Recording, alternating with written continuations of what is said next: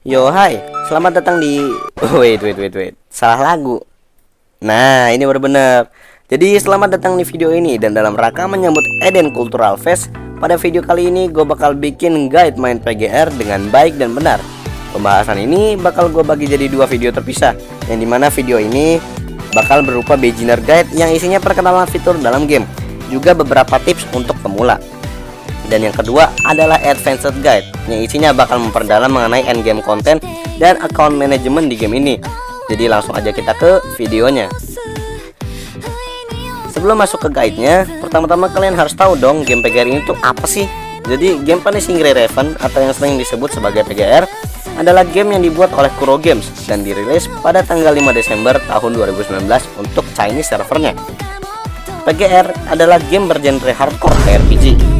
Yap, jadi simpelnya PGR adalah Honkai Impact Third dengan sedikit bumbu story linear dan gameplay style fast-paced yang mirip Devil May Cry.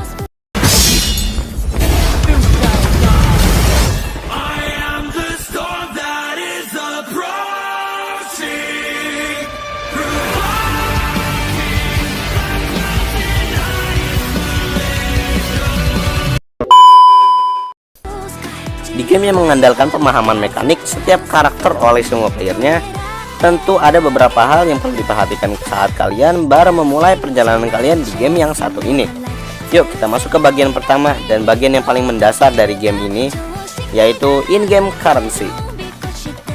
Di dalam game Punishing Raven terdapat beberapa currency yang memiliki kegunaannya masing-masing.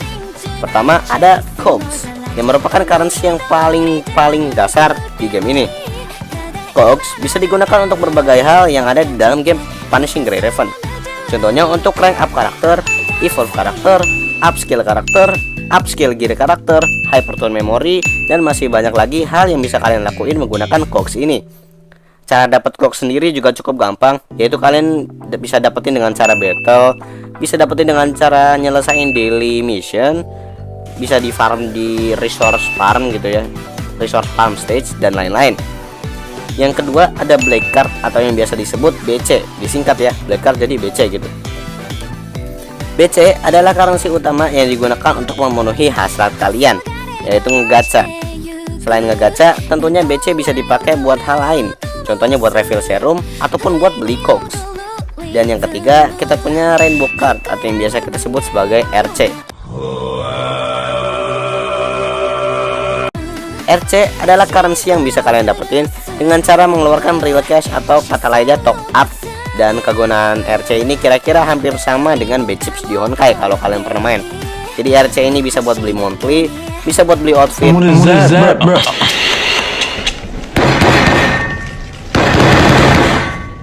bisa buat beli pack dan segala macem. Oh iya, RC ini juga bisa dikonvert jadi BC tergantung dari jumlah RC yang kalian punya. Dan itulah ketiga currency dasar dalam game Punishing Raven. Sebenarnya masih ada yang lain sih, kayak Warzone Point, PPC School, Ore, dan Quating Blueprint. Tapi karena mereka bukan currency dasar, jadi gue nggak bakal bahas di video ini. Mungkin bakal gue bahas lain waktu ya. Kita lanjut ke bagian kedua, yaitu S-Rank Selector Pick Pool. Seperti yang kalian tahu, di saat kalian memulai sebuah akun dalam game ini, kalian bakal dikasih S-Rank Selector yang bisa kalian ambil di mail in game kalian. Dan kegunaannya adalah item ini bisa ngasih kalian satu standar S-Rank sesuai keinginan kalian. Ya, jadi kalau kalian baru mulai akun, langsung cek mail gitu ya, karena ada dapat S-Rank gratis nih. Masa kalian nolak S-Rank gratis gitu loh. Tapi sebagai pemula kan ya, tentu kalian pasti bingung gitu pengen ambil siapa. Pastinya kalian pengen cari yang bagus, cari yang OP, cari yang bisa nge-carry kalian sampai end game gitu, biar game ini seenggaknya nggak susah-susah banget lah ya. Dan langsung aja gue jabarin, ini game mau se-OP apapun karakternya, kalau kalian nggak tahu cara mainnya, ya sama aja. Karakter tersebut gak bakal maksimal potensinya. Tapi di sini gue nggak bakal bahas tentang karakternya maksimal, cara maksimalin damage karakter gimana. Gue nggak bakal bahas itu, melainkan gue bakal bahas masing-masing keunggulan dan kekurangan dari setiap karakter di sini. Jadi kalian bisa nentuin sendiri gitu ya, siapa yang mau kalian ambil nantinya. Dimulai dari yang paling kiri ada Lee Entropy, yang merupakan DPS fisikal yang cukup gampang untuk dimainkan. Gameplay mekaniknya juga asik, tapi memiliki satu kekurangan yang cukup signifikan, yaitu dengan adanya Lucia Crimson Abyss atau Alpha, Lee Entropy ini kena power creep. Apa itu power creep? Buat kalian yang nggak tahu, power creep adalah suatu keadaan di mana seorang karakter baru memiliki power level yang lebih besar daripada karakter yang sudah ada terlebih dahulu. Ya kayak seistilahnya tergantikan gitu ya, karakter ini digantiin sama karakter ini, sama-sama role-nya sama gitu, tapi lebih OP-an karakter yang baru daripada karakter yang lama. Dan contohnya ya kasus Lee Entropy dan Alpha ini. Karena Alpha memberikan kita lebih banyak fleksibilitas, utility yang dibawa Alpha juga lebih besar, kit dan overall damage-nya juga udah kerasa beda jauh banget sama Lee. Jadi orang-orang pasti lebih milih Alpha dibanding milih Entropy sebagai physical DPS mereka. Ya kecuali orang-orang yang emang simp atau suka banget sama mekanik Lee, itu udah beda cerita sendiri ya. Oke, Lee Entropy udah, kita lanjut ke Leaf Luminance yang merupakan satu-satunya healer rank S di dalam game.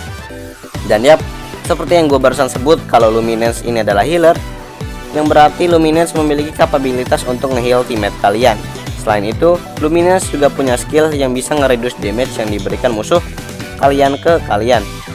Ya istilahnya musuh kalian serangannya jadi nggak terlalu sakit gara-gara skillnya si Lumi ini gitu loh.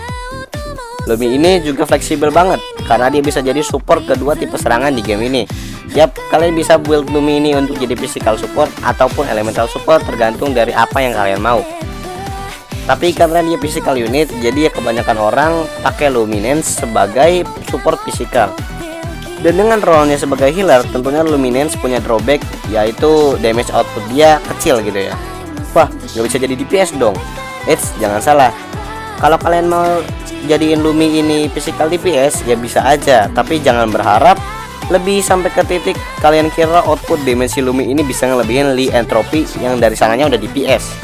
Tapi kedepannya saat fitur Ascension udah dirilis, Lumi mungkin sedikit lebih worth untuk di build sebagai DPS ya. Kita lanjut yang ketiga, yaitu Kamui Tenebrion yang merupakan core tank dari tim Dark. Orang-orang pas awal rilis banyak yang bilang kalau Tenebrion ini adalah top pick option untuk first S rank kalian. Dan apakah itu benar?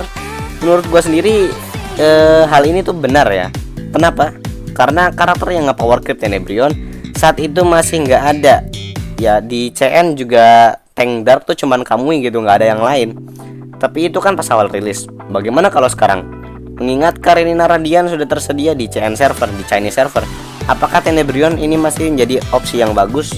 Tentu, soalnya Radiant juga masih lama masuk global servernya. Mungkin butuh waktu sekitar 9-10 bulan untuk Radiant ini masuk ke global server. Jadi kalian masih punya waktu untuk main sama Tenebrion ini. Tenebrion juga bisa ngasih mixed damage ke musuh kalian. Nggak kayak karakter lain yang pasti punya satu attack coefficient yang lebih dominan dibanding yang lainnya. Tenebrion ini attack coefficientnya seimbang, yaitu 50% physical dan 50% dark. Signature atau ulti dari Tenebrion sendiri termasuk tipe burst mode atau form change yang biasa disebut sebagai shadow form, dan membuat semua skillnya berubah. Dan beberapa punya CC ya, contohnya orb biru bisa ngasih stun ke musuh, dan orb kuning yang bisa bikin imun dari interupsi, yang artinya Tenebrion ini nggak bakal jatuh atau mental ketika Tenebrion make orb kuningnya. Dan menurut gua kekurangan Tenebrion itu sendiri ada di signature-nya. Ya, bagian terkuatnya ada di signature dan bagian terlemahnya juga ada di signature gitu. Walaupun Tenebrion ini dapat utility yang cukup banyak dari signature-nya ya, mulai dari damage infusion, stun, imun interupsi, gimana gitu kekurangannya. Ini udah bagus banget ya. Kekurangannya adalah boros orb banget. Iya, ada banget ya. Gue signature Tenebrion ini cepet banget habisnya cuy. Dan cara refillnya itu pakai orb ya. Kalian ngeping 3 orb kalau nggak salah. Tapi kalau orb manajemen kalian bener ya, Tenebrion ini bakal jadi big yes buat kalian pick. Tapi kalau kalian orb manajemennya masih ngasal, masih pencet-pencet orb semau kalian, ya signature Tenebrion ini nggak bakal bertahan lama gitu. Oke, kita terusin ke Karenina Ember, the one and only fire DPS selama 2 tahun lebih. Serius. Wah, di sisi lain ada Pale Fire dan Lotus yang bener-bener fire S ranknya itu ya cuman si Ember gitu, nggak ada yang lain. Walaupun ada physicalnya ya sebesar 30%, tapi kalau kalian bisa pertahanin enhanced state-nya Karenina ini di setiap lokasi on field, Karenina ini bakal jadi 100% fire damage dealer. Karena ketika enhanced state, damage Karenina bakal ke infuse jadi full fire damage. dan nggak kayak Tenebrion yang energy drainnya itu cepet banget, energy gauge drainnya ini cepet banget. Enhanced state Karenina ini nggak terlalu boros ya, jadi kalian masih ada waktu untuk build up buat refill gauge-nya pakai tripping. Ditambah signature-nya bakal otomatis nge-max in gauge-nya ke 100%. Jadi kalau orb kalian udah habis dan signature kalian ready, ya kalian tinggal pencet aja itu signature button, sama aja kayak free beberapa 3 orbing gitu, 100% lagi, dan kalian bisa build up untuk nambahin durasinya lagi gitu. Walaupun kelihatan solid, tapi nyatanya Fireteam adalah salah satu tim yang bisa dibilang paling bagus ketika awal rilis, dan makin jatuh semakin gamenya bertambah umur. Alasannya adalah karena sebelum ada updatean ini sekarang ini, member tim Fire ini cuman ada 3 atau 4 gitu ya. Ya kayak Karenina Ember, satu lagi Nanami sama Sophia gitu, cuman 3 yang core-nya. Kit yang mereka bawa juga bisa dibilang udah ketinggalan zaman banget dibanding kit konstruk-konstruk sekarang. Contohnya aja Glory yang baru rilis kemarin dari tim Ice, yang bisa freeze musuh dengan konstan di setiap dia masuk field, setiap rotasinya bisa nge-freeze musuh gitu. Atau Luna yang bisa bikin matrix orb-nya dia sendiri gitu. Itu udah beda banget. Kalau si Karenina ini kan kesannya simple gitu ya. Ditambah damage multiplier dari signature-nya Karenina itu kecil, cuma 200% yang dari animasi signature-nya itu loh. Terus kan habis ngelancarin signature-nya, si Karenina ini bakal ninggalin area lurus gitu ya, yang bisa ngedamage musuh 200% fire damage per detik selama 5 detik. Wah, jadi 1200%, jadi 1200% dong. Apa jeleknya? Ya iya 1200%. Kalau kena terus, bayangin aja kalau kalian lawan bosnya nggak bisa diem gitu, ya DPS loss-nya gede banget pasti, yang harusnya bisa ngurangin HP musuh secara signifikan, tapi gara-gara kita ngedodge pas musuhnya ngejar kita yang udah nggak ada di posisi depan area bekas signature-nya. Jadi ya skill ini yang bisa ngurangin HP musuh sedikit biar gak ngerusak roll-nya aja sebagai DPS gitu. Bahkan luminous saja 150 per strike, dan itu bisa 5-7 kali strike loh per signature. Jadi masih gedean luminous yang ketimbang healer gitu loh damage multiplier-nya ya. Oke, yang terakhir ada Nanami Pulse, sang konstruk tank yang paling asik buat dimainin karena gameplaynya yang bener-bener unik, ngedes sana sini berasa seru dan satisfying aja gitu pas mainnya. Selain itu orb birunya juga bisa buat clear stun, jadi kalau kalian nggak sengaja kena stun tinggal pencet orb biru gitu, kalian langsung bebas lagi. Ngecast orb biru juga bakal ngasih kalian shield segede 10% dari HP nya Nanami selama 5 detik. Dan sebagai tank nggak adil dong kalau dia nggak ada skill resistance rate dalam kitnya. Ultinya yang berupa dash ke depan bisa infuse basic attack-nya jadi fire damage selama 8 detik, dan semua musuh yang kena tabrak dia pas ngueng gitu ya, pas nge-dash ke depan bakal kena fire resistance rate sebanyak 15% gitu, dengan waktu yang sama kayak waktu infusion basic attack-nya, jadi sama-sama 8 detik. Lalu apa yang kurang dari Nanami ini? Kurangannya cuma satu, Nanami ini ada di Fireteam dan kitnya stuck buat fire elemen doang, dan nyebabin fleksibilitas Nanami Pulse ini berkurang drastis. Sebenarnya overall kitnya tuh udah bagus banget ya, signature-nya bisa di stack sebanyak 3 stack, dan energi yang dibutuhin buat nge-case-nya juga cuma 30 energi. Bisa ningkatin survivability tim kalian dengan ngasih shield, bisa lepas dari CC, waifuable banget ya, kawaii dia ini, dan bisa ngasih resistance rate juga. Tapi karena keseluruhan kitnya Nanami ini cuma dikhususkan untuk fire, dan Fireteam yang sekarang belum terlalu bagus, jadi ya potensi Nanami ini nggak bisa keluar sepenuhnya. Sampai dimana Nanami rilis, mungkin Nanami ini baru bisa bersinar gitu. Dengan begitu kelarlah gue ngebahas masing-masing karakter yang ada di selektor. Jadi itu balik lagi ke kalian yang mau ambil siapa berdasarkan penjelasan singkat gua di atas. Untuk early game gak usah pusing masalah tim comp, karena konstruktur kalian belum terlalu banyak, jadi cukup taruh satu attacker, satu support, satu tank aja itu udah cukup. Atau kalian mau attacker semua, atau tank semua, support semua, 2 tank 1 support dan lain-lain, ya serah kalian aja gitu. Dan saatnya masuk ke hal yang paling penting dalam game dan sekaligus topik kita di bagian ketiga, yaitu combat system. Untuk combat system gue nggak bakal bahas banyak, gue cuman mau bahas apa itu klasifikasi orb, matrix, sama KTE, mungkin sama trivia itu ya, trivia switch in juga. Langsung aja masuk ke yang pertama, yaitu klasifikasi orb.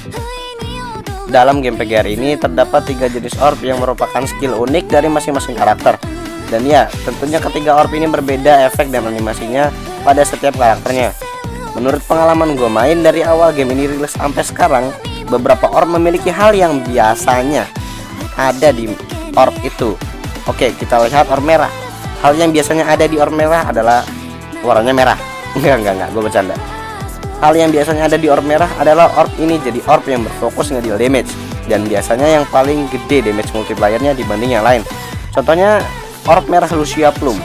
Orb merah si Plum ini damage multiplayernya bisa sampai 1200 ketika orb merah kalian udah level 18. Sedangkan di level orb yang sama, orb kuningnya cuma punya damage multiplier sebesar 900% dan orb birunya cuma 840%. Itu untuk orb merah. Kalau orb kuning biasanya berhubungan dengan movement, entah itu karakter musuh atau karakter kita. Untuk yang ganggu pergerakan musuh, contohnya orb kuning Leaf Lux yang bisa bikin cube yang bisa nge-mobilize musuh, jadi musuh nggak bisa bergerak dalam cube selama cube-nya itu masih ada gitu. Dan yang mempengaruhi movement karakter kita itu contohnya banyak. Beberapa contohnya itu kayak orb kuning Plum yang lompat ke musuh terdekat, orb kuning Veritas yang juga lompat buat reposition sekaligus ngedeketin musuh, dan masih banyak lagi. Terakhir orb biru pasti ada hubungannya sama area atau buff dan debuff.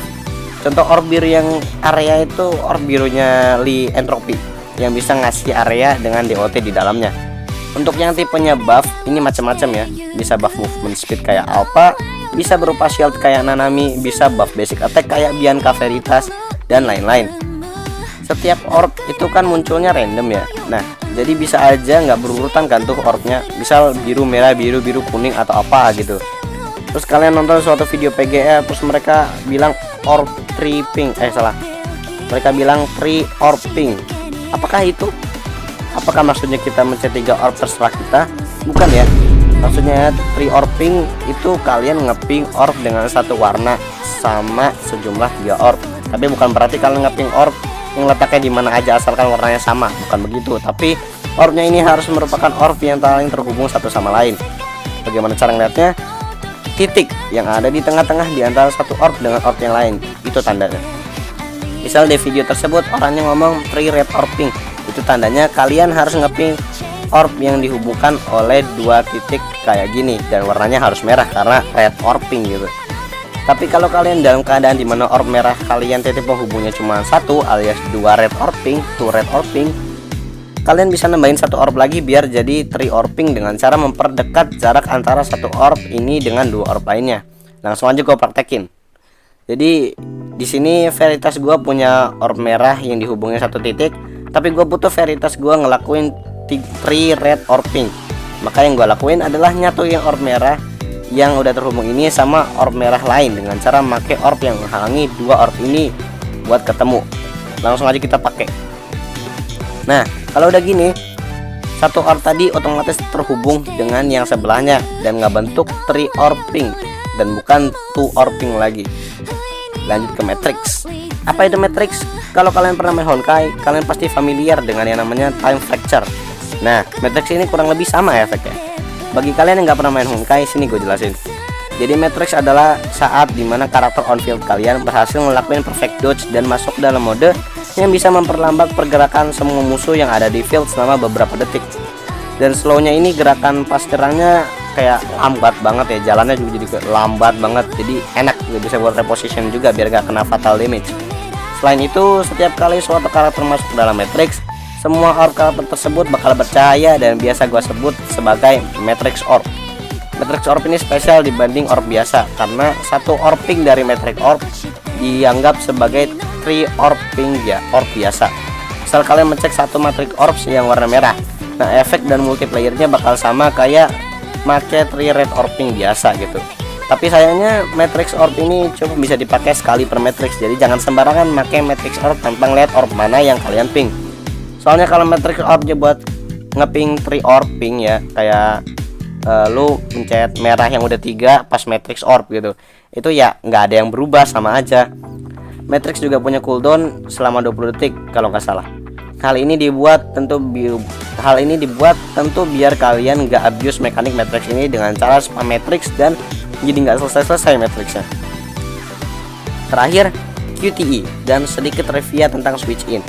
QTE adalah efek yang bisa manggil anggota tim kalian untuk ngebantu kalian di field, entah itu ngasih damage atau nge-heal, tergantung dari masing-masing karakter. Manggilnya bukan kayak tarung bareng sampai akhir gitu ya, bukan, tapi cuman muncul sekali terus ngeluarin skill terus hilang lagi gitu. Setelah trigger QTE adalah kalian melakukan tree orbing dengan warna yang sesuai dengan warna frame position di awal kalian bikin tim. Jadi kalau kalian nggak perhatiin, di lobby sebelum masuk stage, atau lebih tepatnya tempat kalian milih siapa aja yang mau kalian jadiin sebagai tim, ada 3 warna yang merepresentasikan masing-masing orb tersebut. Ada merah, biru, sama kuning. Nah, itu bakal jadi frame position karakter kalian di dalam area battle-nya nanti. Jadi misalnya gue butuh heal dari Leaf Eclipse, frame Eclipse itu biru. Jadi yang bakal gue lakuin adalah gue harus mencet tree orbing dengan orb biru. Nah, nanti frame si Eclipse ini bakal kayak ada tanda-tandanya gitu. Dan kalau kalian pencet framenya, kalian nggak akan ganti on field karakter jadi Eclipse, tapi Eclipse-nya bakal muncul dan nge-heal karakter on field kalian gitu. Oh iya, tentu QTE ini ada cooldownnya yang bisa kalian lihat di frame tiap karakternya. Kalau misalkan ada warnanya, berarti QTE mereka ready. Kalau misalnya nggak ada warnanya, ya berarti QTE mereka lagi cooldown. Untuk switch in sendiri itu adalah mekanik yang digunakan untuk berganti dari satu karakter ke yang lain dengan cara ngetap frame karakter tersebut ketika karakter tersebut gak ada QTE marknya. Nah, kalian ntar bakal ganti dan karakter yang kalian pilih bakal perform satu attack salah satu dari ketiga orb yang dianggap sebagai tree orbing. Misalnya Bianca Veritas gua switch ini, attacknya tuh ngambil dari orb merahnya. Jadi setiap sekali gua switch dari karakter lain ke Veritas, sama aja gua udah perform 3 red orbing sekali. Oke, setelah semua penjelasan gua sebelumnya, tentu kalian seenggaknya udah ngerti dasar yang ada di game ini. Maka kita lanjut ke bagian 4 sekaligus penutup di video part 1 ini, yaitu newbie do and don't list. Yang pertama, push story sebisa kalian. Kenapa? Karena story ini adalah kunci untuk membuka semua fitur yang ada di game Punishing Grey Raven. Bahkan kalau kalian mau ngegacha, kalian harus nge-clear story chapter 1 stage 12 dulu. Terserah kalian mau baca storynya atau enggak, intinya story itu penting. Dan untuk awal-awal lakukan story sejauh yang kalian bisa, sambil farming black card walaupun nggak seberapa. Setelah kalian sampai di story chapter 1 stage 6, kalian akan ngebuka yang namanya novice target goal yang ada di bagian bawah layar kalian. Yang ini, kalau kalian buka itu ada banyak misi yang terdiri dari 7 hari dan akan terbuka satu setiap harinya dengan misi yang berbeda juga. Kerjain sama misinya, tapi kalian nggak usah ngebut, nggak usah ngerush, karena sebenarnya ini tuh permanen. Selama kalian belum nyelesain semuanya, ya novice target goalnya ini nggak bakal hilang, tetap ada di situ. Lanjut, ketika di chapter 1 stage 10, kalian akan membuka daily mission dan weekly mission. Jangan lupa kerjakan setiap hari untuk daily dan selesaikan semua yang ada di weekly mission sebelum reset pada hari Senin. Karena sayang banget BC-nya kalau nggak diambil. Soalnya daily weekly ini juga merupakan sumber BC terbesar kita di endgame nanti. Kalian bakal bergantung ke 2 misi ini nantinya. Jadi ada baiknya menerapkan sikap disiplin ngerjain beginian dari awal mula. XP komandan yang didapat juga banyak banget, jadi kalian bisa cepet naik level gitu ya. Di chapter 1 stage 12 kebuka RND atau gacha, tapi itu bakal gue bahas di part 2. Jadi langsung aja kita ke yang selanjutnya, yaitu cari mentor atau sensei atau teacher atau apalah itu di level 20. Gue yakin kalian cepet naik level 20 nya ya, kalau kalian ngelakuin semua hal di atas dengan rutin seenggaknya. Punya mentor fungsinya adalah tentu XP tambahan, material tambahan, tiket gacha gratis, bahkan memori 5 star gratis. Kalau kalian udah jadi murid seorang player lain, jangan lupa student missionnya dikerjain. Kalau bisa sih cari mentor yang teman sendiri atau nyari di grup FB gitulah. Kalau kalian punya tempat lain, ya silakan aja cari gitu. Yang penting kalian harus punya mentor. Tujuannya biar kalian bisa request memori apa yang kalian perlukan buat nge-build suatu karakter. Oh ya, memori yang diberikan oleh mentor paling mentok adalah 5 star. Jadi kalian nggak bisa dapat 6 star. Buat early game, pakai 5 star memori udah lebih dari cukup kok. Jadi nggak usah khawatir. Itu adalah do listnya ya. Sekarang kita masuk ke don't listnya. Yang pertama, jangan pernah pakai BC kalian buat refill serum, nambah cox atau beli barang di daily shop yang pakai BC kalau kalian F2P. Kalau kalian whaler, ya serah, saya tidak melarang. Kenapa? Kok nggak boleh? Kan buat kepentingan ngejar progres juga. Iya emang bener, tapi BC ini susah dicari di kemudian hari ketika kalian udah level tinggi. Jadi ada baiknya kalian nabung dan gak ngehamburin BC kalian buat serum yang bakal nambah setiap jam, atau buat cox dan material yang bisa kalian farm di resources stage gitu. Yang kedua, jangan upgrade memory enhancer dan memory 2 star sampai 4 star. Di sini gue nggak melanggar kalian pakai memory 2 star sampai 4 star ya, tapi gue bilang jangan di upgrade sampai mentok. Nah, disinilah pentingnya sebuah mentor. Kalau kalian punya mentor dan pengen build suatu karakter, ya kalian tinggal kelarin student missionnya dan minta mentor kalian yang merupakan teman kalian sebuah memori 5 star yang spesifik untuk buildnya. Mungkin kalian bisa nanya-nanya ke mereka juga, atau bisa lihat di recommended build dalam gamenya. Biasanya build memori 5 star masih bener dan nggak kayak build memori 6 star yang beberapanya ngaco gitu ya. Memori 2 star sampai 5 starnya juga mending dipakai buat enhance memori 5 starnya gitu ya, biar lebih efisien aja gitu, biar kalian nggak usah farming enhancer, yang dimana serum itu malah lebih baik dipakai buat story daripada buat farming enhancer gitu kan. Dan ya mungkin segitu aja buat video part 1 dari guide ini. Jujur aja kalau kalian mau tahu, video ini dibuat pakai 2 script karena script pertama kepanjangan dan udah mencapai limit, jadi gue lanjut bikin script yang keduanya. By the way, buat kalian yang udah nonton sampai durasi ini, gue berterima kasih banget karena kalian udah nontonin gue ngoceh selama ini.